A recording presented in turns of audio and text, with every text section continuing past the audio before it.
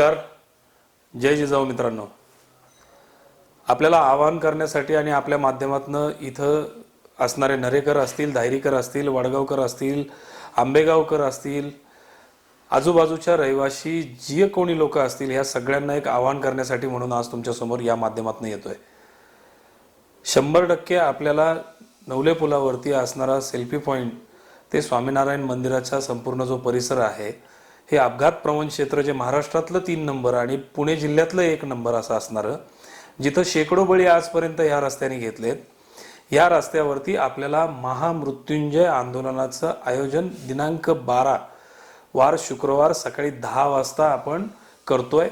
एक विराट मोर्चा आपण ह्या राष्ट्रीय महामार्गावरती घेऊन जातोय आणि सगळ्यात चांगली किंवा दुर्दैवी घटना अशी आपण समजू की या अपघातामध्ये जे मृत्यू पावले, जे 8 जण गेले, त्या अनुषंगाने तिथं असणाऱ्या त्या कैलासवासी स्वाती नवलकर यांचे जे मिस्टर आहेत संतोष नवलकर हे या आंदोलनामध्ये आपल्या सहभागी होत आहेत.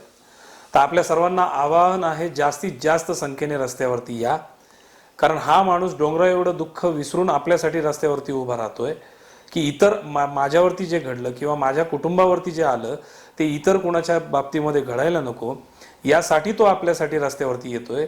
तर आपणही आपला व्यवसाय असेल, नोकरी असेल, काही असेल, एक दिवस रजा टाकून ह्या गोष्टीसाठी तुम्ही तयार राहा. हे करण्यामागचं कारण अतिशय अराजकीय आहे, याच्यात राजकारण कुठेही नाही.